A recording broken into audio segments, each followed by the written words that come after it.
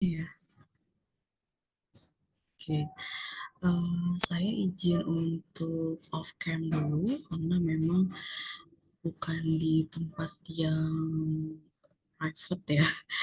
Jadi mungkin nanti hanya berupa share screen aja. Oke. Untuk pertemuan kali ini, kalau tidak salah, Dinda itu kemarin bilang sudah selesai ya untuk pertemuan pembahasan dari definisi dan lawan definisi. Iya kan ya? Udah sampai diberikan latihan oleh Budu. Sudah, Ibu. Oke. Berarti kita sekarang ke pembahasan selanjutnya. Jadi kalau misalkan teman-teman mengingat kembali, oke, sebelumnya untuk pertemuan satu slide presentasinya sudah punya belum? Yang tentang apa pengertian pangkal, terus ada beberapa definisi kan di awal itu. Sudah, Ibu. Oke, berarti seharusnya itu setidaknya gitu ya sudah dibaca-baca lagi. Lalu alangkah baiknya mungkin sudah mulai teman-teman runutkan. Artinya adalah ketika kemarin kan oleh Bu Dwi kan definisi, terus setelah definisi ada contoh soalnya gitu ya. Jadi mungkin kalau misalkan ditulis, kalau menurut saya atau saran saya adalah tulislah dari definisi satu, 2, 3 gitu ya. Mungkin ada catatan kecil dari teman-teman, tapi jangan terlalu mengambil space. Artinya nanti ketika teman-teman mau menggunakan definisi itu, atau selanjutnya pertemuan hari ini, kita akan belajar tentang postulat gitu ya. Jadi teman-teman nggak usah buka-buka catatan yang sudah bercampur baur dengan contoh gitu ya. Jadi runut definisi satu, 2, 3. Misalnya ada definisi yang di breakdown ya kemarin, saya lupa, let's say misalnya definisi 5 terus di breakdown menjadi definisi 5A, 5B gitu ya.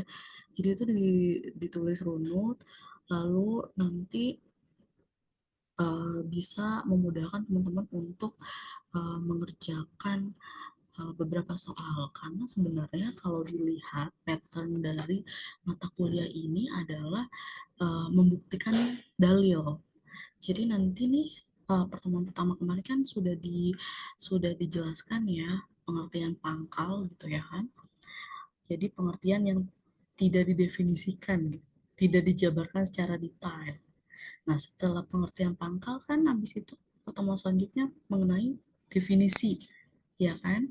Dimana setelah mendapatkan apa yang diketahui, lalu kita menyimpulkan dari yang diketahui itu. Nah, kesimpulan itu didapat dari apa? Dari definisi kah atau lawan definisi? Gitu kan kemarin?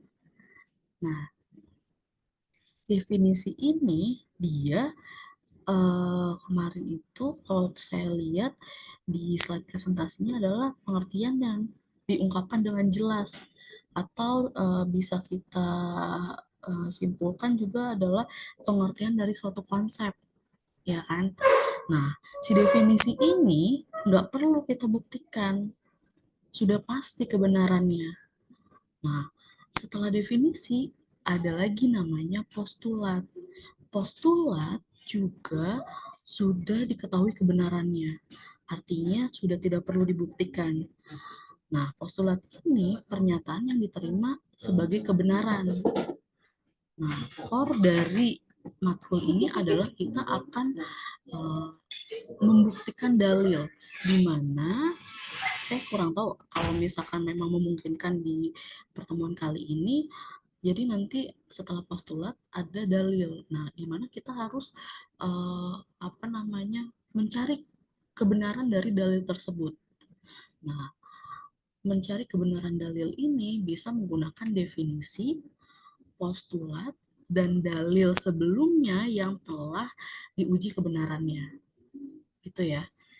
Jadi mungkin uh, ketika belajar definisi kemarin dan juga belajar definisi dan postulat hari ini, uh, hasil akhirnya hanya berupa kesimpulan dari apa yang diketahui. Tapi untuk selanjutnya itu membuktikan beberapa dalil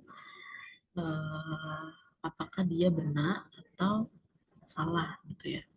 Kayak saya izin share screen terlebih dahulu. Sebelumnya kalau misalnya tampilan layarnya kurang sesuai, tolong kasih tahu saya ya, karena takutnya saya udah ngomong sampai jauh tapi layarnya tidak berpindah.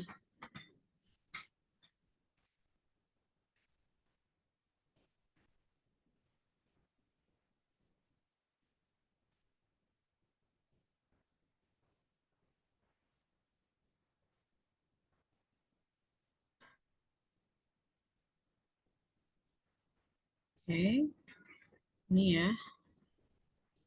Jadi pertemuan kali ini itu intinya adalah kita akan membahas definisi lagi, lanjutan dari definisi sebelumnya, juga postulat. Nah, si definisi sama postulat ini bagian dari pernyataan pangkal. Jadi sesuatu yang memang kebenarannya sudah pasti, gitu ya. Oke, ini outline-nya. Tapi saya tidak akan dalam bentuk slideshow ya, karena ini apa namanya takutnya ada kendala teknis lain. Jadi apa sih capaian pembelajaran kita pada pertemuan kali ini gitu ya? Tentunya adalah diharapkan teman-teman di sini memiliki kemampuan menalar deduktif. Nalar deduktif ini adalah inti dari MK kita, MK Unary Euclid ya. Nalar deduktif dengan apa? Dengan menggunakan definisi dan postulat. Nah, si postulat ini adalah suatu pernyataan. Jadi kalau misalkan teman-teman lihat ya, pernyataan kan sebenarnya memiliki dasar kata nyata. Artinya kan berupa fakta. Jadi si pernyataan ini adalah jabaran tentang suatu kebenaran yang nyata. Lalu juga merupakan sesuatu yang diperlukan sebagai suatu pernyataan pangkal. Makanya tadi saya di awal menyebutkan postulat itu adalah bagian dari pernyataan pangkal selain definisi.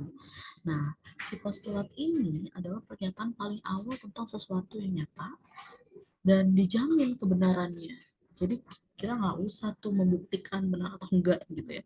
Sudah pasti benar. Nah, sama dengan pernyataan pangkal di awal dan juga definisi, kegunaan postulat pun adalah menghindari circulus in probando, ya kan, dan regressus in infinitum. Jadi menghindari pembuktian yang berputar-putar dan pembuktian yang terus mundur. Oke.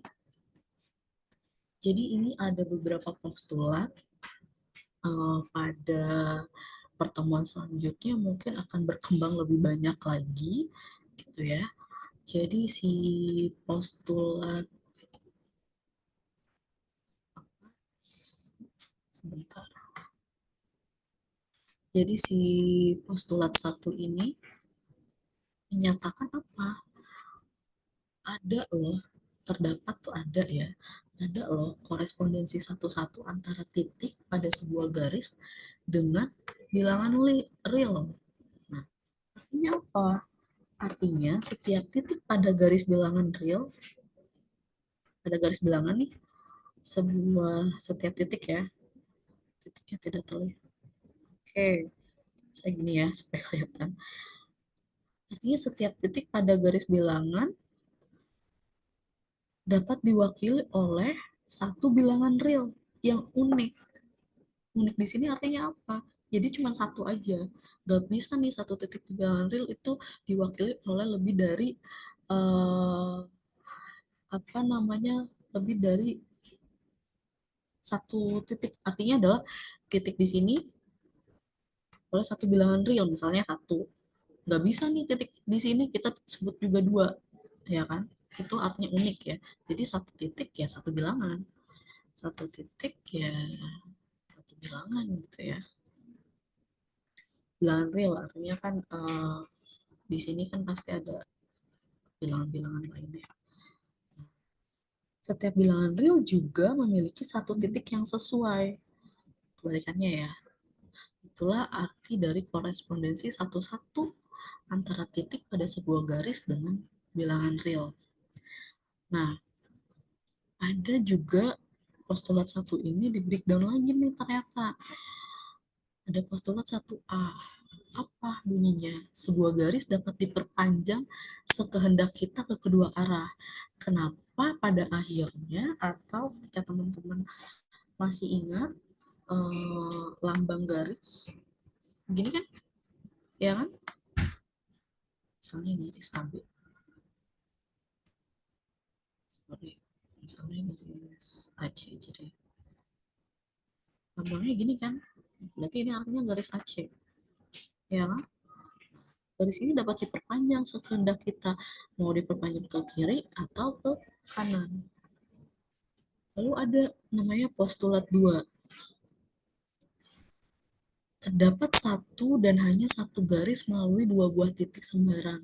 Mungkin ini lumayan ini ya, apa namanya, di antara teman-teman ada yang pernah dengar kalimat ini. Jadi kalau misalkan di antara dua titik sembarang, di mana apa namanya bentuknya seperti ini ataupun ke atas gitu ya, atau ke kiri atau misalnya ke bawah, itu pasti hanya ada satu garis yang melaluinya.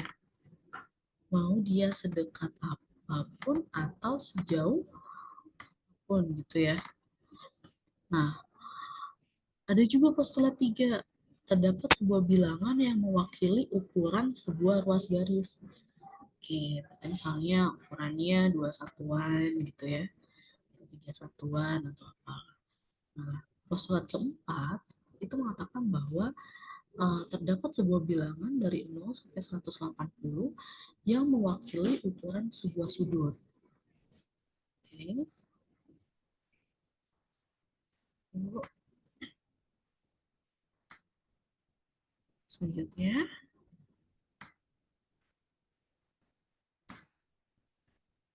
oh ini harus dihapus dulu ya.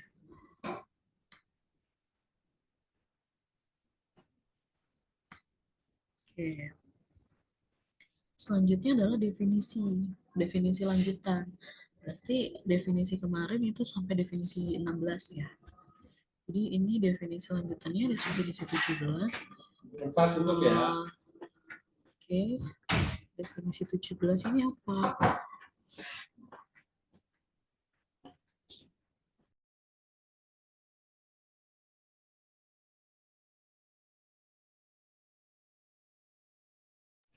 Definisi susunan ini mengatakan bahwa kalau misalkan ada titik B nih, ya kan, titik B, titik B-nya terletak di antara dua titik A sama C. Berarti ada dua kemungkinan, yaitu definisi apa namanya, poin pertama adalah titik A, B, dan C adalah unsur dari sebuah garis. Oke. Dan AB ini ya, AB nih ditambah BC sama dengan si AC. Oke, ini definisi 17. Lalu definisi selanjutnya adalah definisi 18. Jadi kalau misalkan ada sinar,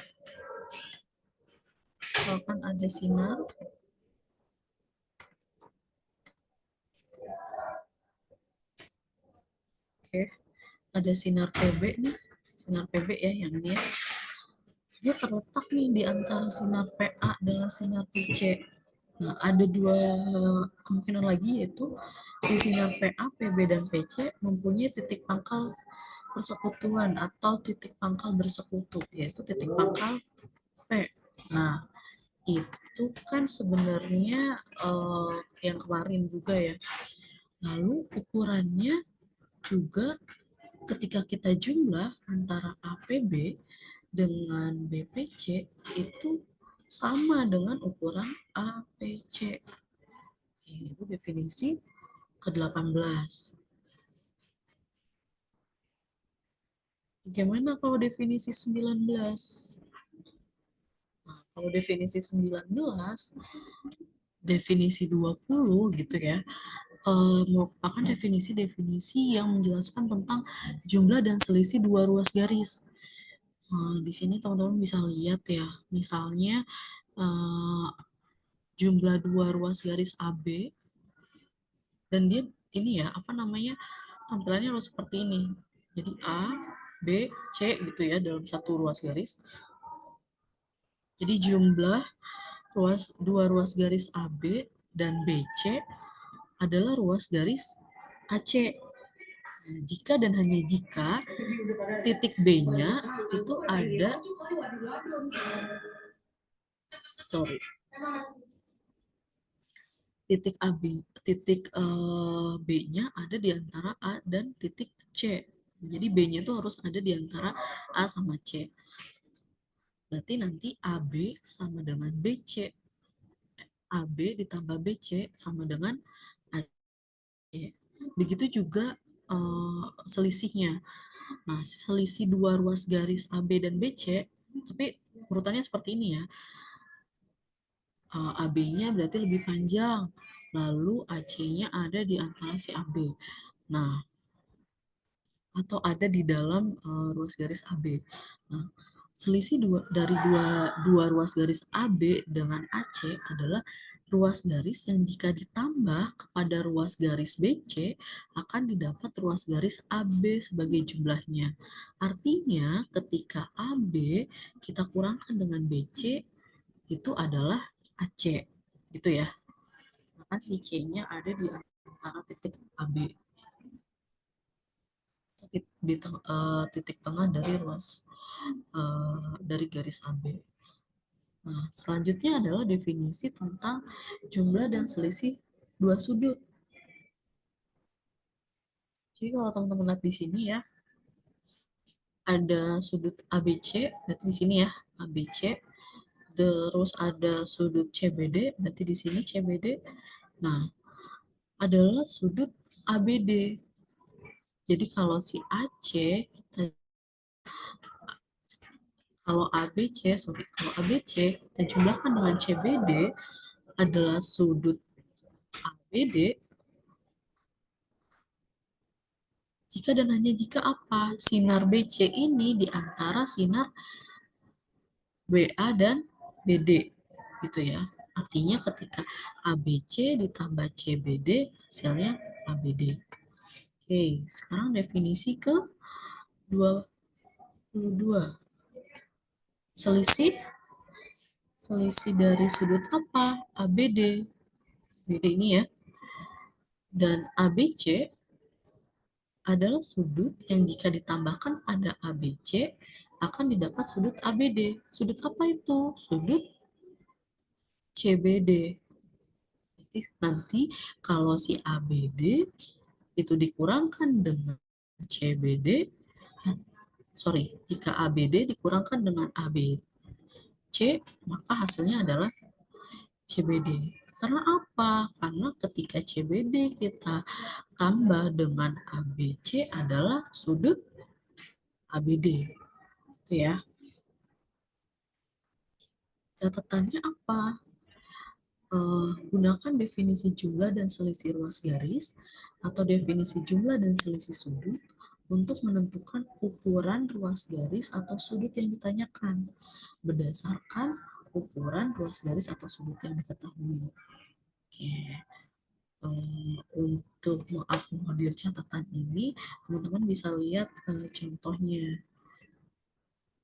Contoh, nah di sini.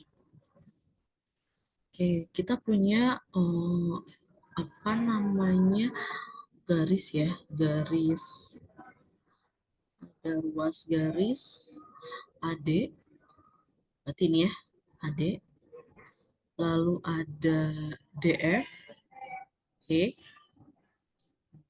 DF, lalu ada AE, AE ini ya, dan BE. Oke, kita concern dulu nih sama beberapa definisi dan postulat yang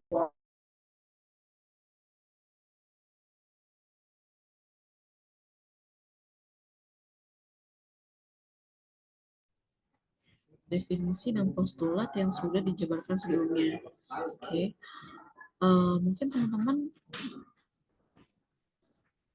sudah sempat menulis definisi dan postulatnya belum? Yang ini. Tadi udah sempat nulis belum?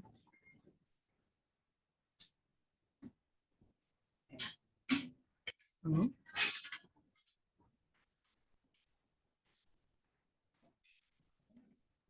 Belum Ibu, hanya di foto doang sih tapi.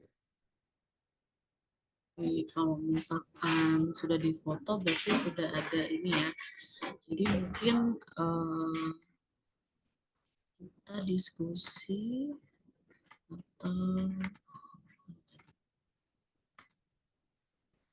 atau ada yang bisa menjelaskan contoh yang ini berdasarkan definisi dan postulat sebelumnya.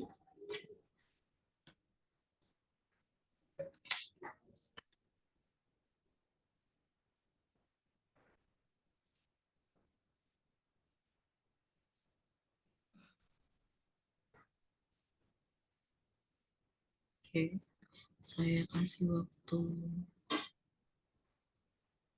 3 menit. Siapa yang mau eh, menjawab dari contoh ini? Hanya gunakan definisi sebelumnya.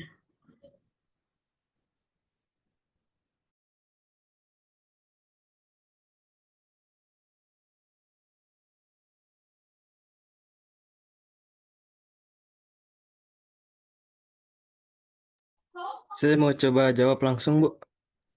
Oke, siapa itu? Ramzi Bu. Ramzi. Oke, gimana Ramzi? Jadi di sini kan diketahui ada AD itu sama dengan 10, DF sama dengan 3, E sama dengan 2, dan BE sama dengan 6. Disuruh tentukan AF dan AB.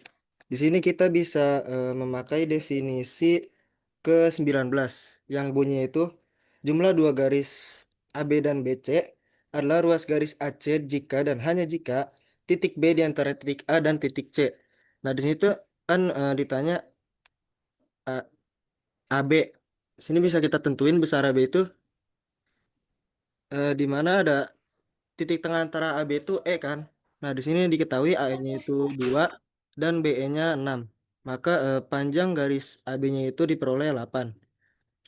Lalu untuk yang AF itu kita bisa pakai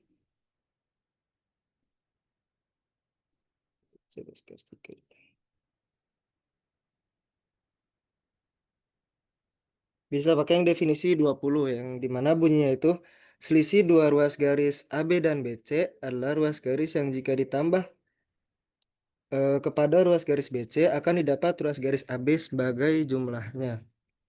Maka di sini kan selisih antara ruas garis AD dan DF bisa kita kurangin agar bisa didapat AF. Di mana AD itu diketahui 10 dan DF-nya itu 3. Maka diperoleh AF-nya itu, panjang AF-nya itu 7. Apakah benar, Bu? Ya, benar ya. Jadi AF, mungkin tadi Ramzi mulai menjawabnya dari AB ya. Iya. Ya, AB itu kan definisi dari 19. Kalau AF definisi dari 20 ya. Oke. Jadi penjabaran Ramzi tadi benar. Oke. Jadi nanti mungkin semisal kalian diminta untuk memberikan kesimpulan dari suatu yang diketahui yang hanya menggunakan definisi gitu ya, bukan berupa dalil. Nah, kalau misalkan yang berupa definisi atau postulat, maka kesimpulan alasan dari suatu kesimpulan hanya ada dua, menurut definisi atau lawan definisi, gitu kan ya. Jadi tadi benar, ini kan apa namanya si AF-nya itu 7 satuan gitu ya, menggunakan lawan definisi karena kan eh, apa dari suatu definisi yang 20 bunyinya ini gitu ya.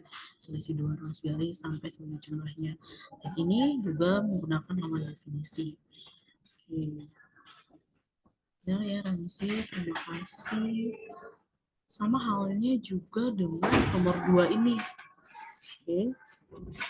Teman-teman bisa lihat yang diketahuinya banyak banget dan itu merupakan tampilan dari ukuran sudut ABC gitu ya, sudut BAD sampai seterusnya. Nah, kalau dilihat, kalau misalkan di poin A ini menggunakan ukuran FBA, FBA, FBE, FBE dengan ABC, FBE, AB, ABC. Oke, berarti pakai definisi atau lawan definisi berapa? Apa? Selisih. Ada yang tahu? 2A, lawan definisi. 18 gitu. Ada yang lain? 21, Bu. Selisih antara sudut. 22, Ibu. Iya, dua-dua. Pokoknya mulainya dari jumlah. Kan tadi dimulainya dari definisi 19 ya. Definisi 19 jumlah. Selisihnya definisi 20. 21 berarti jumlah. Nah, dua-duanya selisih. Kayak ini lawan dari definisi 22. Oke. Menurut saya apa namanya kesimpulannya sebenarnya gampang ya. Karena bisa dilihat di sini ya. Oke.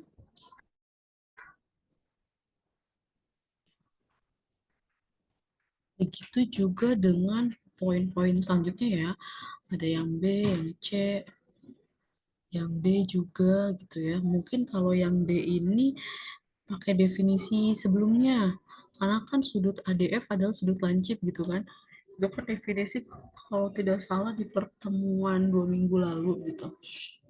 Oke.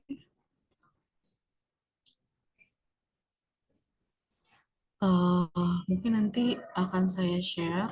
Saya rasa ini kesimpulan yang didapat dari apa yang diketahui itu tidak begitu rumit ya. Jadi teman-teman bisa lihat dan baca sendiri gitu. Yang terpenting adalah gunakan semua yang diketahui. Jadi kan ini yang diketahuinya banyak ya kan? Banyak banget. Jadi kita gunakan semua yang diketahui dan kemungkinan kesimpulan yang didapatkan. Oke, tapi jangan ini ya. Misalnya jangan gini. Misalnya kita lihat nih, ukuran sudut ABC 90. Berarti sudut ABC adalah siku-siku. Ya nggak usah gitu juga, gitu ya. Karena akan menjadi banyak sekali kesimpulan. Walaupun saya kita lihat di sini yang di poin D ukuran ADF adalah 19, berarti sudut ADF adalah sudut lancip. Oke lah, gitu ya. Kita lihat ADF di sini. ADF. Oke, ADF adalah hasil dari ADF adalah hasil dari ini ya. Jadi dia ada statement ADF adalah sudut lancip karena ADF-nya itu harus dicari dulu. ADF-nya adalah hasil dari kesimpulan yang diketahui, bukan yang diketahui dari soal. Itu ya. Mungkin itu sebagai tambahan aja. Nah,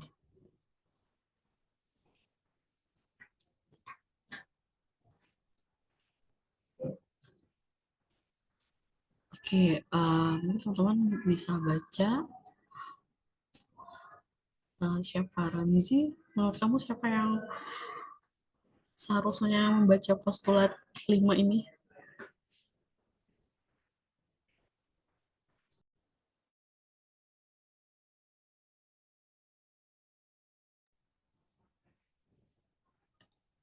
Halo? Siapa yang mau membaca postulat 5 ini, Ramzi? Tunjuk temennya.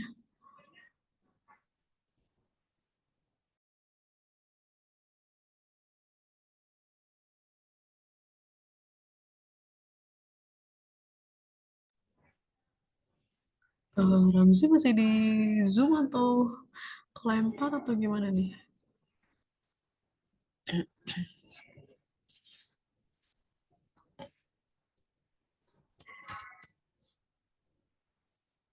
Sepertinya kendala jaringan Bu, soalnya masih ada di Zoom. Ibu maaf Bu, tadi saya habis ke depan, kenapa Ibu? Siapa yang membacakan postulat 5, postulat penjumlahan? Kamu mau Oh, nunjuk siapa? Vincentius Tirta boleh Bu? Ayo boleh. Baik, akan saya bacakan ya Bu. Pada postulat sifat-sifat operasi pada bilangan dan ruas garis dan sudut. Postulat 5, postulat perjumlahan. Selisih dua ruas garis AB dan BC adalah ruas garis yang jika ditambahkan kepada ruas garis BC akan didapat ruas garis AB sebagai jumlahnya. Jika A sama dengan B dan C sama dengan D, maka A plus C sama dengan B plus D. Oke, ini postulat penjumlahan ya dari dua ruas garis. Si A, si A-nya sama dengan B gitu ya. Nah, ketika si A-nya kita jumlahkan dengan C, itu hasilnya akan sama dengan B ditambah dengan D. Karena apa? Karena si C-nya sama dengan D. Itu ya. Oke. Setelah ada postulat penjumlahan, ada juga postulat penjumlahan untuk ruas garis. Sama ya, si ruas garis AB itu kongruen dengan CD. Nah, karena PQ-nya kongruen dengan RS, maka ketika si AB kita jumlahkan dengan PQ, dia akan kongruen dengan CD dijumlahkan dengan RS.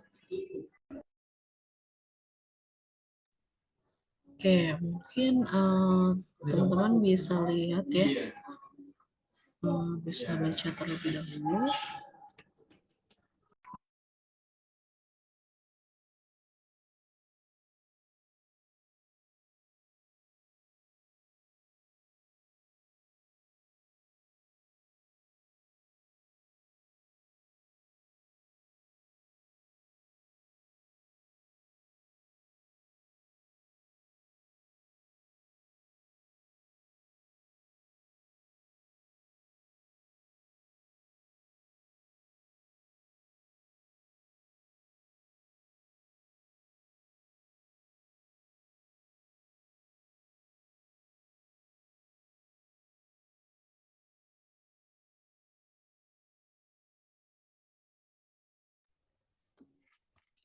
Oke, ini ada postulat ya, postulat penjumlahan ruas garis sama penjumlahan sudut. Saya rasa nggak ada masalah karena bentuknya hampir sama dengan postulat sebelumnya, hanya hanya breakdown dari postulat 5 gitu ya. Lalu di sini juga kita lihat, oh ini udah contoh.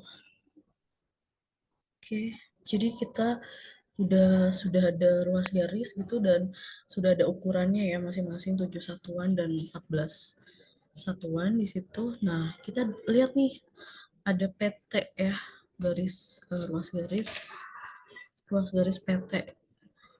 Dia kongruen dengan ruas garis kita. Oke. Lihat ya, karena kan ukurannya sama. Kemarin kan ada definisi kalau misalkan ukurannya sama, berarti dia kongruen, gitu kan? Berarti karena ukurannya sama, dia kongruen artinya lawan definisi. Nah, di sini juga kita lihat ada ruas garis TS 14 ya ukurannya itu sama dengan ukuran ruas garis TW. Nah, artinya si ruas garis TS ini kongruen dengan TW. Pada akhirnya kita tahu nih kesimpulannya. Kan yang si kongruen tadi kan si PT dengan kita. Oke. Terus si TW dengan TS. Berarti kesimpulannya adalah ruas garis PS sama dengan ruas garis QW. Oke. Berarti dia menggunakan apa? Di contoh satu ini, postulat penjumlahan ruas garis. Gitu ya. Jadi nanti ketika kalian mendapatkan suatu kesimpulan, harus ada tuh Dia kesimpulan itu tuh didapat dari definisi K, lawan definisi K, atau sekarang ada tambahannya postulat, karena kan sudah belajar tentang postulat ya. Oke. Lalu selanjutnya adalah yang dua ini. Ini adalah contoh dari pengambilan kesimpulan dari suatu postulat penjumlahan untuk sudut. Oke. Tidak jauh beda ya dengan postulat penjumlahan ruas garis tadi. Jadi dia kasih statement dulu yang diketahuinya, pada akhirnya mendapatkan kesimpulan ini. Ada yang bertanyakan?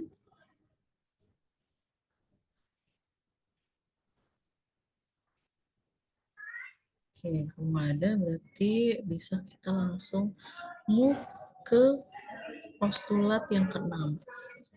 Kalau postulat yang kelima kan postulat penjumlahan. Kalau sekarang pengurangan. Di mana postulat pengurangan ini di breakdown lagi nih, sama dengan postulat penjumlahan tadi ya. Jadi postulat 6 ini kalau misalkan jika sama dikurangkan dari yang sama gitu ya, maka selisihnya pun akan sama. Nah, si A ini kan sama dengan si B ya. Nah, hasilnya pun akan sama ketika dikurang si A dikurang dengan C, si B dikurang dengan D. Karena apa? Karena C sama D-nya adalah sama, ukurannya sama. Nah, dari sini muncullah si postulat 6A tentang pengurangan dari ruas garis. Sama ya.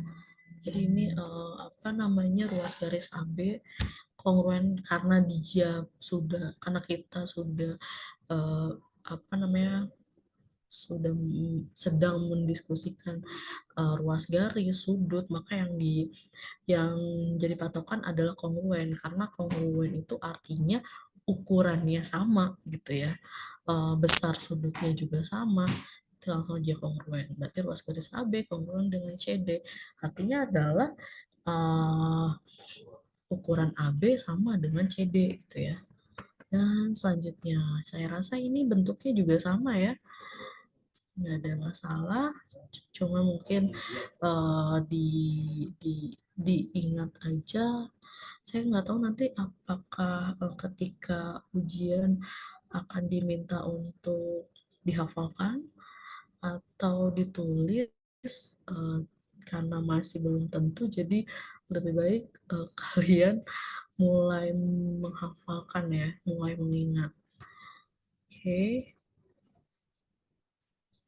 Nah, ini contohnya ya. Jadi, kalau misalkan yang diketahuinya adalah BE, kongruen nih sama ruas garis CD. Nah, di sini bisa dilihat ya, BE kongruen CD. Lalu apa? DF, di mana DF itu adalah bagian dari CD ya. DF kongruen dari EF. Maka kesimpulannya adalah BF kongruen dari CF. Karena dia postulat pengurangan ruas garis. Gitu. Karena si BF ini adalah BE dikurang apa? BE dikurang EF. Jadi BE dikurang EF hasilnya BF. CD dikurang DF hasilnya CF.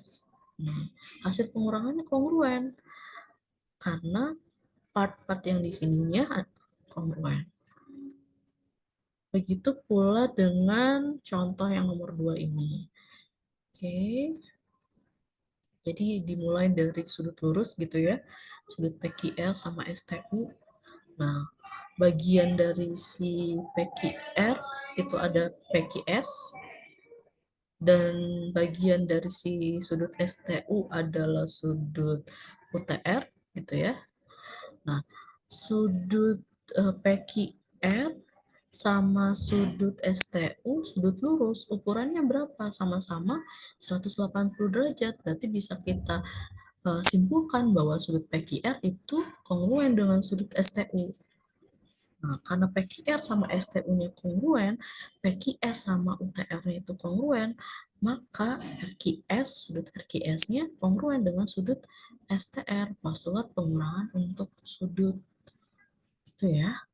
Jadi semuanya harus kongruen gitu, sehingga pengurangannya pun kongruen.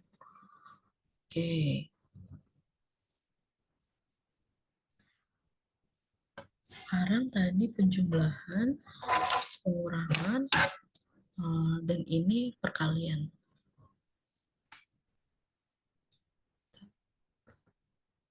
Oke,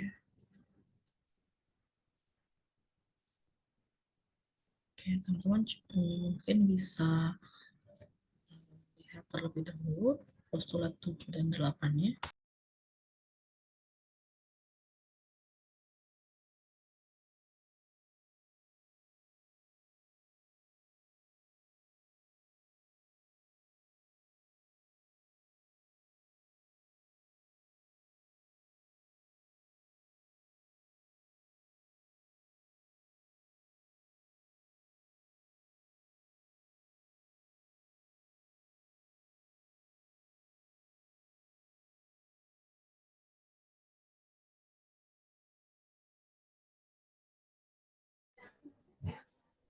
Nah, postulat 7 dan 8 ini sama ya, postulat perkalian dan pembagian. Ini bentuknya sama seperti yang tadi. Nah, selanjutnya adalah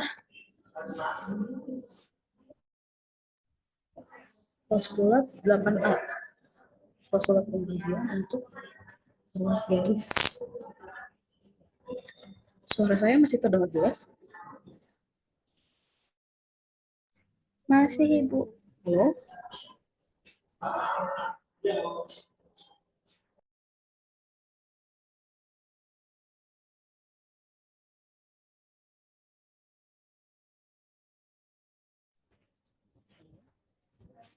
Suara saya masih terdengar jelas nggak? Apa sama-sama? Agak kecil, Bu, suaranya. Oke. Jadi untuk selanjutnya adalah postulat 8A.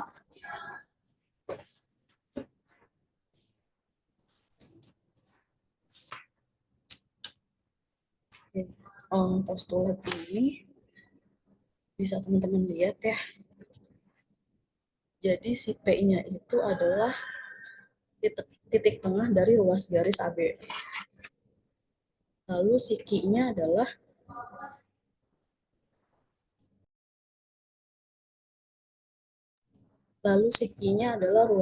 titik tengah ruas garis CD gitu ya. Nah, yang diketahuinya juga si AB, ruas garis AB itu kongruen dengan ruas garis CD.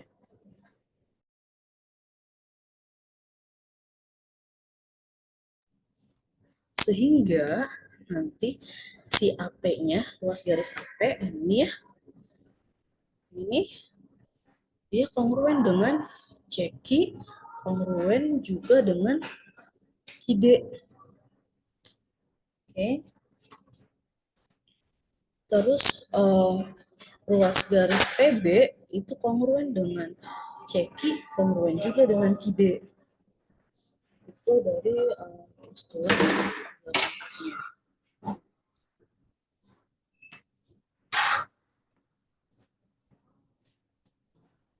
postulat 8B-nya postulat tentang pembagian sudut.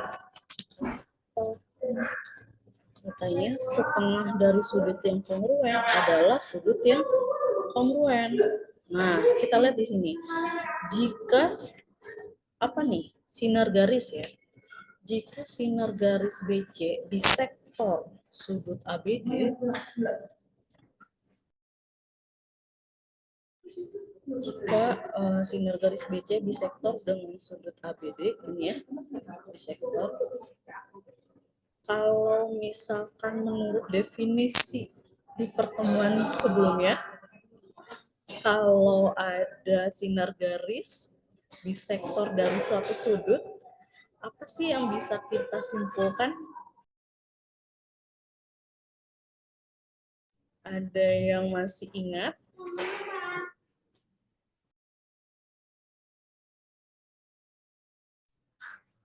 Masih ingat ketika suatu sinar garis adalah bisektor suatu sudut, apa yang bisa kita simpulkan?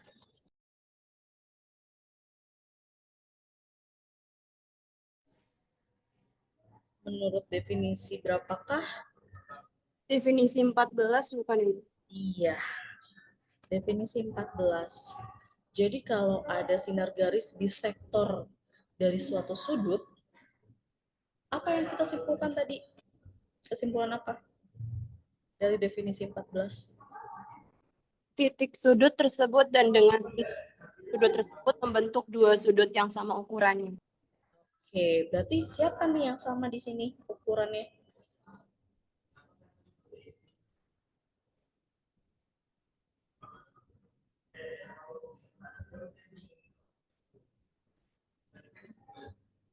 Siapa yang sama?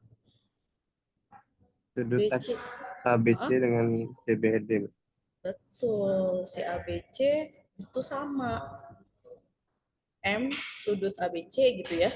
Sama dengan M sudut CBD. Kalau di sini CBD ya. Nah, kalau misalkan ukurannya sama, berarti dia kongruen. Mungkin teman-teman bisa lihat ya definisi 16. Sudut yang kongruen adalah sudut yang sama ukurannya. Berarti kalau sudut yang sama ukurannya, berarti sudut itu kongruen. Artinya lawan definisi gitu ya. Alasannya. Sehingga nanti kita dapat nih. Bisa kita sehingga kita dapat nih dari yang di sektor si ABC kongruen sama apa? Catatan aja ya. ABC kongruennya sama CBD ya.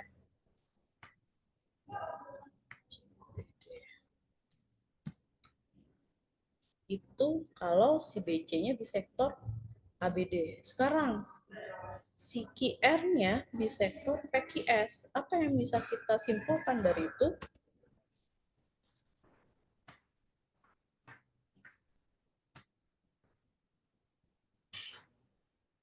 Sudut sinar garis QR bisektor PQS. Apa yang bisa kita simpulkan?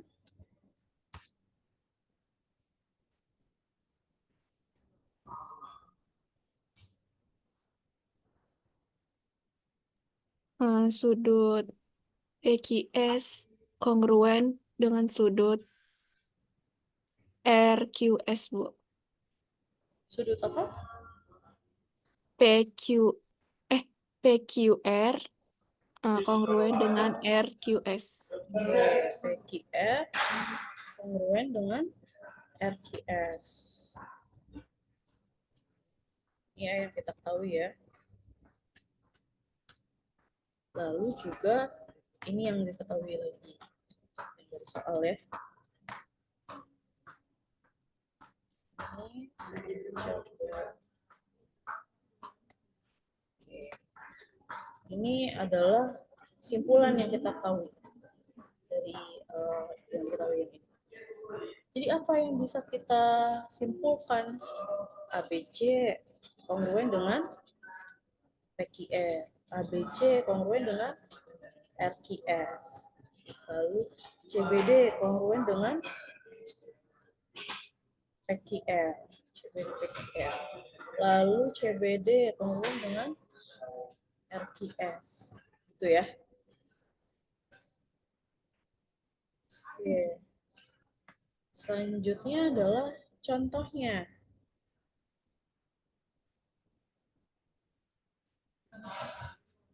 Oke. Yang ini, yang diketahui ini, itu adalah kuncinya ya. Kalau misalkan nggak ada ini nih yang diketahui nih, yang saya warnain merah. Kalau ini nggak ada, kesimpulannya bukan ini. Itu ya. Jadi ini yang kunci dari yang diketahuinya. Kalau ininya ada, lalu yang di sininya ini ya, masing-masing bisektor, maka kesimpulannya ini. Kita lihat satu-satu. ADB, sudut ADB.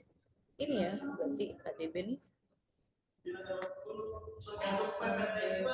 ADB, berarti ini. Lalu BCA, BCA juga ini. Gitu ya. Nah, DE bisektor ADB. DE bisektor ADB. Berarti apa yang diketahui dari situ?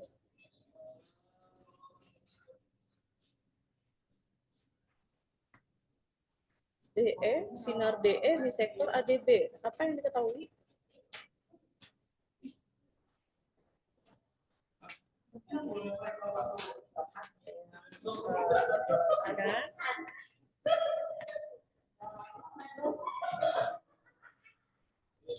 Sudut apa yang dapat kita simpulkan ketika sinar DE-nya di sektor sudut ADB?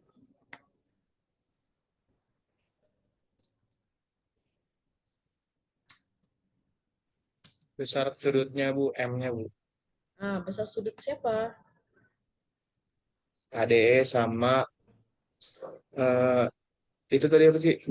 Berarti ADE sama EDB. EDB atau BDE ya? Oke, BDE. Oke. Lalu kalau sinar CE-nya bisektor sudut BCA, sudut apa aja yang akan kongruen? BCE sama ACE. BCE dengan ACE. ACE. Oke, betul ya. BCE dan ACE. Sehingga apa yang dapat kita simpulkan? ADE akan kongruen dengan ACE, akan kongruen dengan BCE, gitu ya. BDE juga akan kongruen dengan siapa? Dengan ACE dan BCE, gitu ya. Jadi yang ini kongruen dengan ini, yang ini kongruen dengan ini sama ini. Syaratnya apa? Harus ada syarat ini. Kalau syarat ini nggak ada, dia akan seperti contoh selanjutnya. Oke. Jadi kalau misalkan yang diketahuinya adalah sinar garis bisektor dari suatu sudut, oke, lihat ya, beda ya, hanya sinar garis. Nah, kalau sinar garis DE bisektor ADB, ini kan kesimpulannya sudut ADE kongruen dengan sudut BDE. Kalau si sinar garis CE bisektor BCA, ini kesimpulannya. Udah, kesimpulannya hanya ini aja. Gak bisa nih kita kasih statement sudut ADE kongruen ACE, ADE kongruen BCE. Karena tadi apa? Karena nggak ada statement sudut ADB itu kongruen dengan BCA. Gitu ya. Oke. Selanjutnya.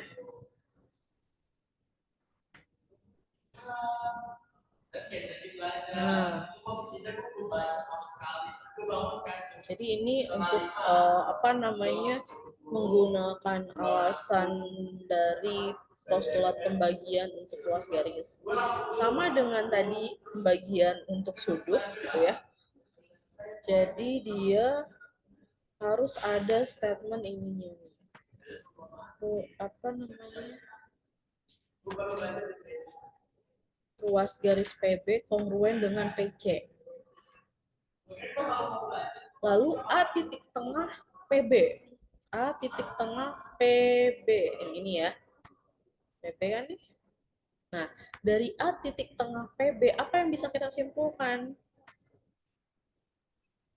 Ruas garis BA kongruen dengan ruas garis PA.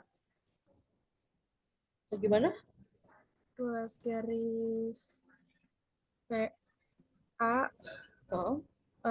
kongruen dengan ruas garis BA. Oke.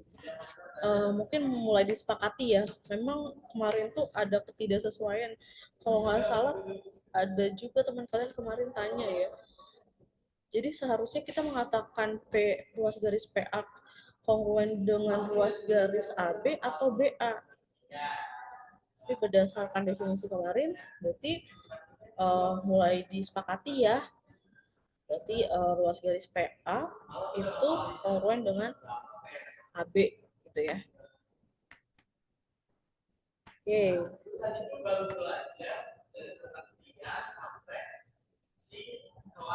Lalu kalau D titik tengah ruas garis PC, apa yang bisa kita simpulkan? Ruas garis PD kongruen dengan ruas garis DC. Oke, itu ya. Oke, saya rasa teman-teman sudah mulai mengerti. Berarti ini PD kongruen dengan DC. Oke, karena ada key point-nya si ruas garis PB kongruen dengan PC, makanya kita bisa buat kesimpulan PA kongruen dengan PD gitu ya ruas garisnya. Terus ruas garis PA juga kongruen dengan DC. Begitupun AB. AB kongruen dengan PD, AB kongruen dengan DC. Alasannya postulat pembagian ruas garis. Oke. Sama halnya dengan tadi ya. Jadi kalau hanya ini yang menjadi yang kita ketahui, jadi kesimpulannya hanya ini, implikasi dari masing-masing yang diketahui. A titik tengah PB, A titik tengah PB berarti, oke, sambil saya ruas garis PA kongruen dengan AB, PD kongruen dengan C. Sesuai dengan definisi. Oke. Selanjutnya adalah postulat tentang refleksi. Refleksinya juga dari ruas garis dan sudut juga ya. Jadi kalau refleksi ruas garis berarti ruas garis AB kongruen dengan AB atau sudut A kongruen dengan sudut A. Simetri AB, jika A sama dengan B maka B sama dengan A gitu ya. Lalu postulatnya kita breakdown lagi menjadi simetri ruas garis dan simetri sudut. Berarti jika AB kongruen dengan PQ dalam hal ini adalah ruas garis, ya kan? Maka PQ juga kongruen dengan AB. Kalau ruas garis AB kongruen dengan PQ, maka PQ kongruen dengan ruas garis AB. Gitu juga dengan sudut ya. Sudut E kongruen dengan EF, maka sudut F juga kongruen dengan ada transitif. Ya. Jadi kalau A sama dengan B, B sama dengan C, maka A sama dengan C. Saya rasa ini sudah lumayan familiar juga karena ketika tingkat menengah atas kalian juga sudah mengetahui sifat-sifat ini ya. Lalu ada juga postulat transitifnya untuk ruas garis sama untuk sudut. Tidak jauh berbeda. Ya, teman-teman bisa lihat di sini. Di sini ada contoh. Jadi ada nih seperti yang teman-teman bisa lihat suatu bangun ya. Lalu yang kita ketahui sudut satunya kongruen dengan sudut 2. Kalau ini saja yang kita ketahui, apakah kita bisa buat kesimpulan gitu kan? Ternyata nggak bisa, harus ada tambahan lagi, tambahan yang diketahuinya. Oke. Nah, saya pindah ke sini ya. Nah, pernyataan tambahan pernyataan apa? Sudut EBD. EBD. Oke, yang tengah ini ya. Sudut EBD dan DBE. EBD dan DBE sama-sama titik pangkalnya B ya. Kongruen. Dan dia pernyataannya itu benar. Itu menggunakan postulat refleksi untuk sudut yang tadi. Terus juga kita tahu nih, sudut 1 kongruen dengan sudut 2. Apa yang dapat kita simpulkan? Sudut ABD berarti yang di sini, oke, dia kongruen dengan CBD. CBE. Ini ya. Nah, ini kongruen dengan yang ini. Ya, menggunakan postulat penjumlahan untuk sudut. Sejauh ini ada yang mau ditanyakan?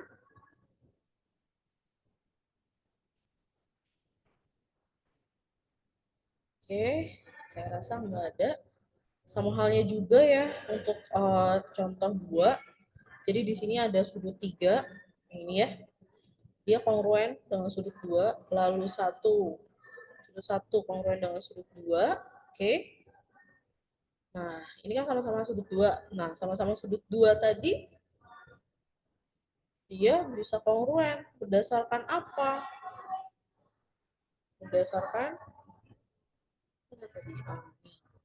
Berdasarkan postulat refleksi, ya kan?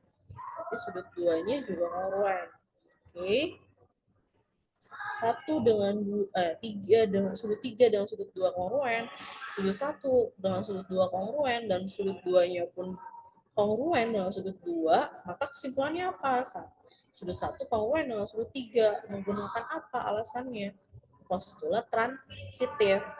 Oke. Begitu halnya juga dengan contoh yang ketiga. Jadi kita lihat di sini ruas garis AB, berarti ini ya, ruas garis AB, dia kongruen nih dengan CD. Oke, lalu ada ruas garis AF. Oke, di sini ya, dia kongruen dengan siapa? Dengan DE. Berarti apa kesimpulannya? FB berarti yang ini ya, kongruen dengan C. Postulat pengurangan tadi. Oke.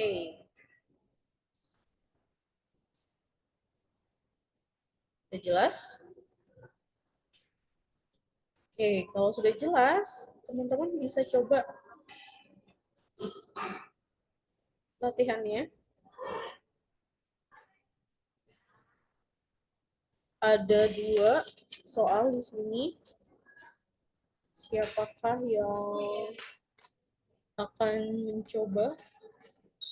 Nomor 1 dan nomor 2. Mungkin saya kasih waktu.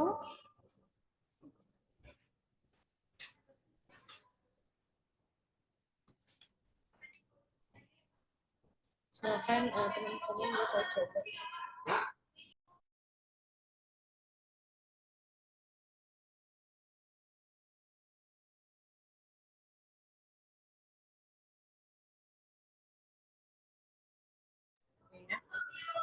Diketahuinya ruas garis AB kongruen dengan DC. Kira-kira apa kesimpulan yang bisa teman-teman buat berdasarkan yang diketahui? Dan alasannya apa?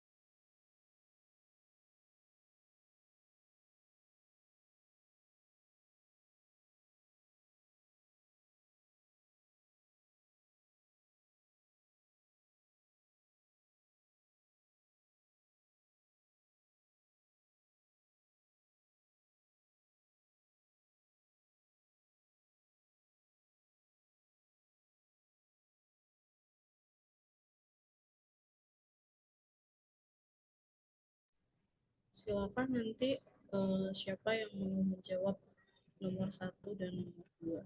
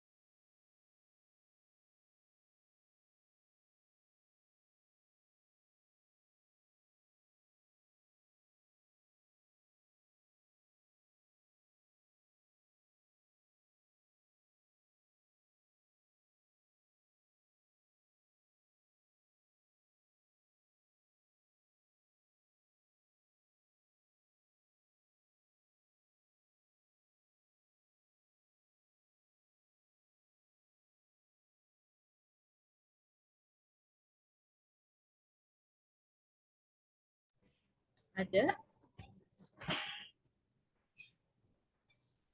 Ada yang mau jawab?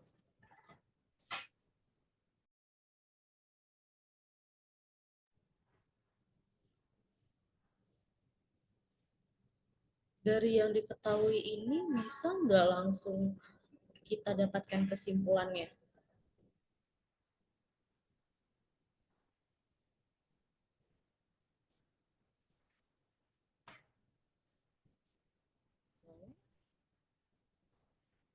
AB ini ya, terus garis AB, ruas garis DC.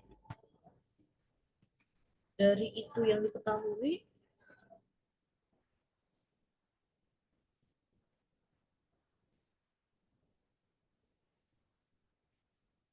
ada kesimpulan yang bisa kita buat apa enggak?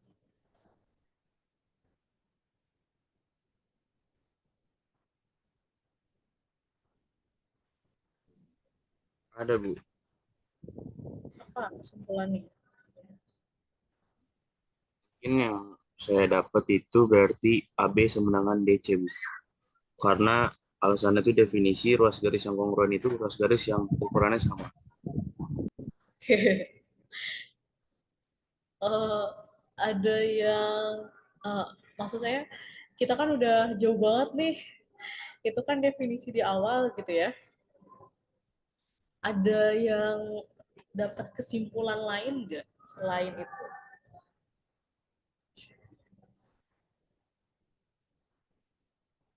Kita kan definisinya aja udah sampai mana nih tadi, terus ditambah postulat gitu ya.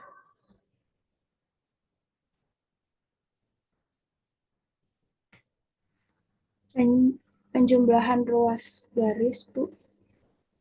Gimana tuh maksudnya? Jadi ruas garis AB ditambah ruas garis DC itu sama dengan ruas garis AD. Menggunakan apa? Alasannya? Alasannya itu menggunakan postulat penjumlahan untuk ruas garis, di mana jika ruas garis yang kongruen ditambahkan kepada ruas garis yang kongruen, maka jumlahnya adalah ruas garis yang kongruen. Oke, itu postulat berapa?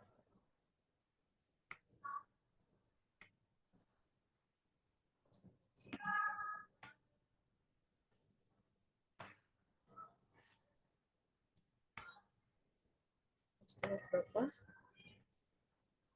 Postulat 5A. Oke, kita buka lagi ya.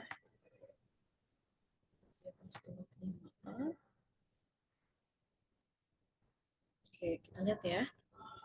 AB kongruen dengan CD.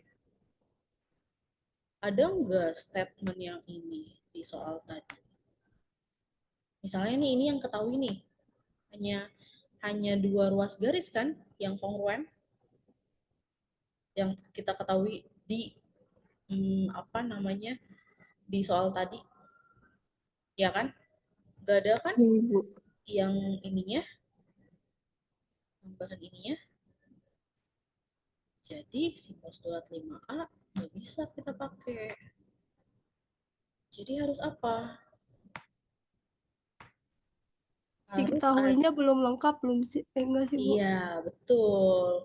Diketahuinya belum lengkap, tapi bisa kita tambahkan pernyataan berdasarkan postulat ruas garis yang tadi nih. Postulat apa yang bisa kita pakai sebagai tambahan pernyataan? Postulat postulat refleksi ruas garis. Jadi ruas garis AB itu kongruen dengan ruas garis AB. Oke. Ingat ya ini ya, postulat ruas garis ya. Kita buka ya. Nah, kita lihat di sini. Si AB, oke.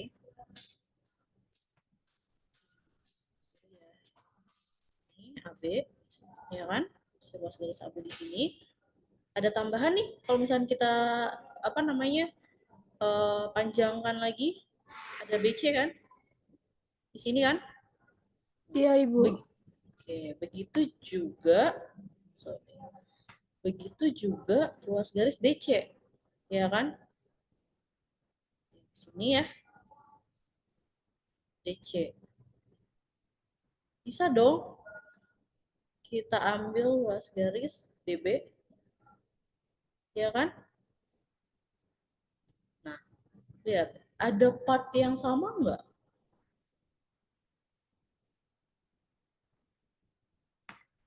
Ada part yang sama nggak? Ada, Ibu. Nah, ini adalah tambahan nih di kita. Oke. Saya taruh sini deh. Ini yang diketahuinya. Wah, tulislah di sini. Pernyataan ruas garis CB. Oke ya. CB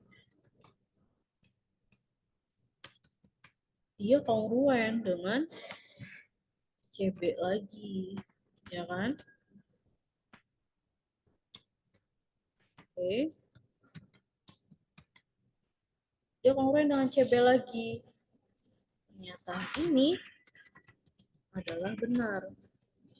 Apa alasannya? Postulat?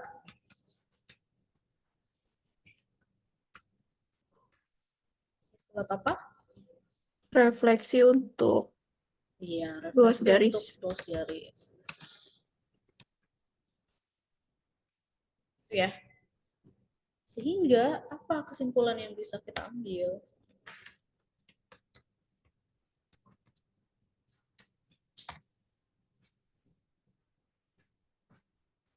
Apa yang kongruen?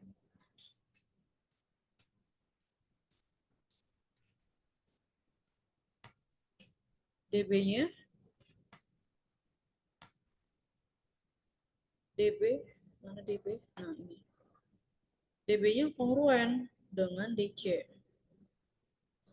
Sorry, AB-nya kongruen dengan DC. AB-nya kongruen dengan BDC. Lalu si CB-nya kongruen dengan CB. Berarti apa kesimpulannya?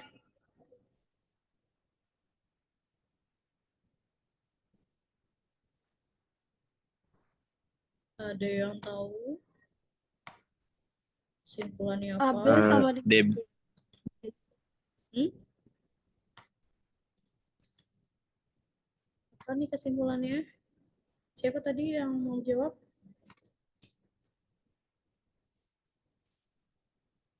DB kongruen sama CA nggak, Bu? Iya, betul.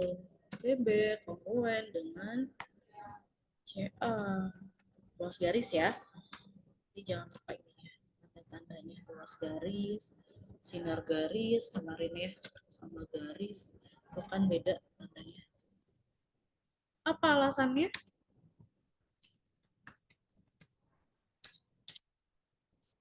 Alasannya apa?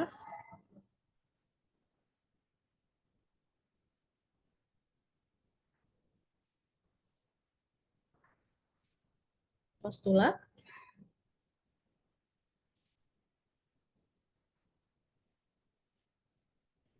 Postulat?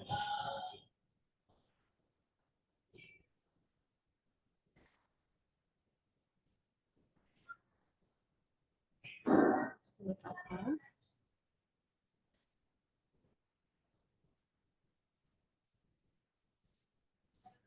Kalau ada dua ruas garis kongruen, dua ruas garis lagi kongruen, terus kesimpulannya apa namanya ruas garis kongruen, kesimpulan yang didapat adalah hasil dari penjumlahan kan ini DB? Mana Iya, DB? Ibu, penjumlahan untuk ruas garis. Iya, postulat.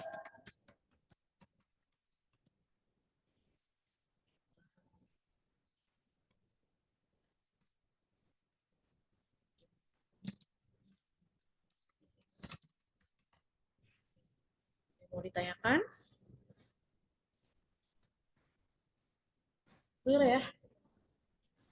Gitu ya? Oke, nomor 2 nih.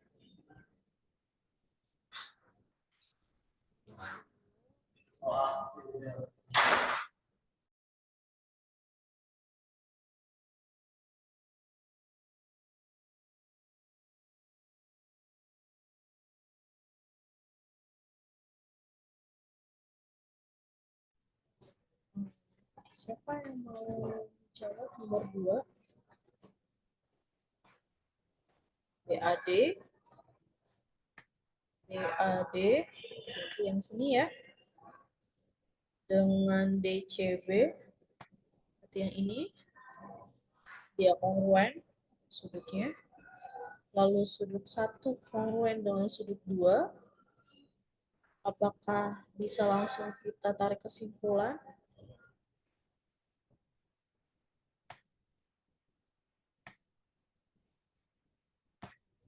Kira-kira apa kesimpulan yang bisa kita yang tahu?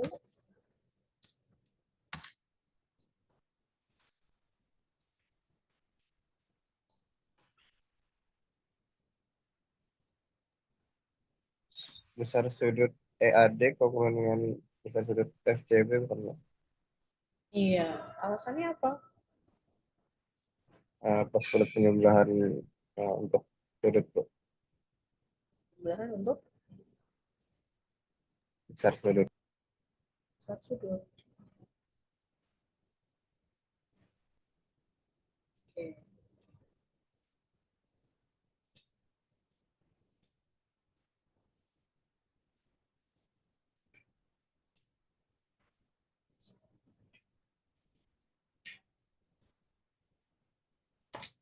Benar ya kesimpulannya ya. Kesimpulannya berarti sudut yang ini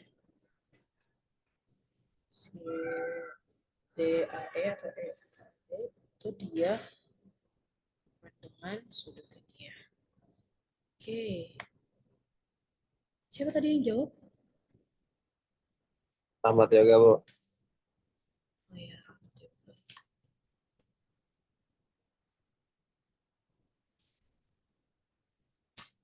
Oke, wah jam 5.13 ya. Ini masih ada 4 soal sebenarnya. Sebentar.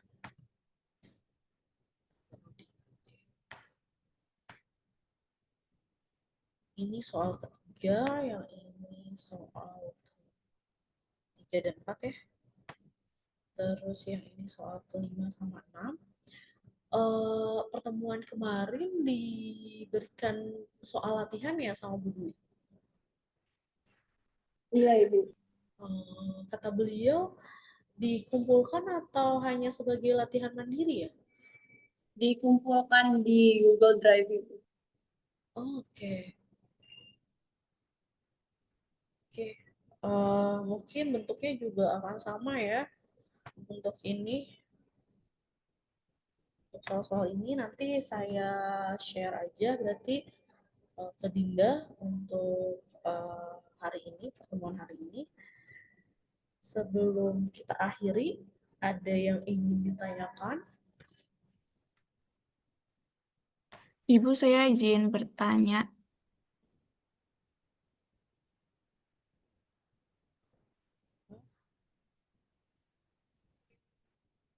Ya, mau nanya apa?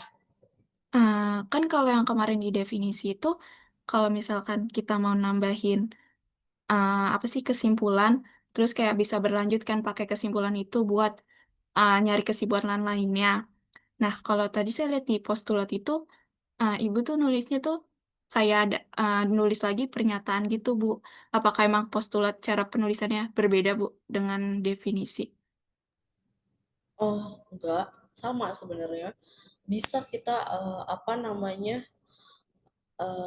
ambil apa seperti definisi yang kemarin ya, menggunakan yang diketahui berdasarkan kesimpulan dari yang poin sebelumnya gitu kan.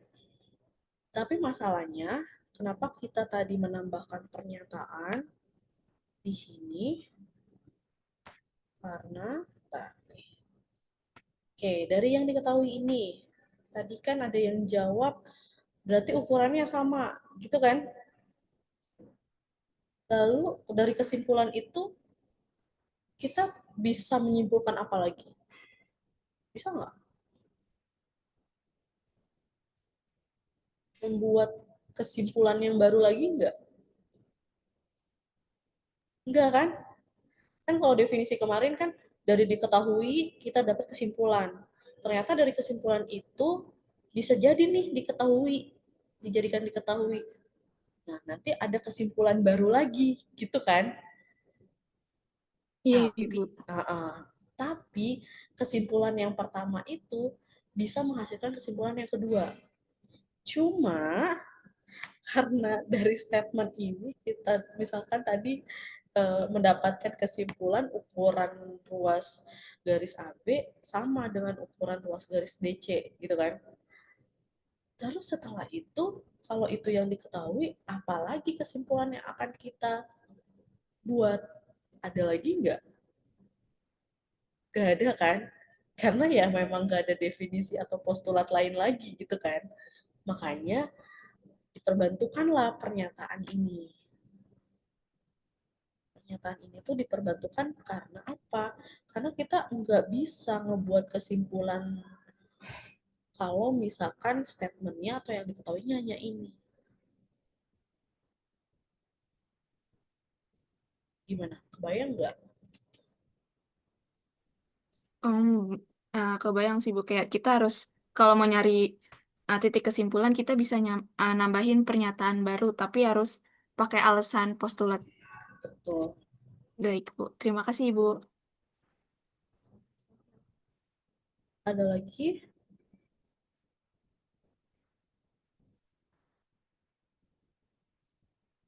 Oke, berarti udah jelas ya. Sebenarnya tadi saya pengen sampai dalil, tapi sepertinya tidak memungkinkan. Jadi mungkin nanti ini dikerjakan lagi ya. Saya rasa tugas-tugas ini bukan serta-merta menjadi beban kalau menurut saya, karena tanpa latihan sepertinya tidak akan, dan kurang afdol. Maksudnya kalian nanti bingung juga gimana kalau misalkan bentuk-bentuk soalnya ada yang bentuk lain gitu ya, selain yang nomor 1 dan 2 ini gitu ya. Jadi mohon nanti dikerjakan nomor 3, 4, 5, 6 ini.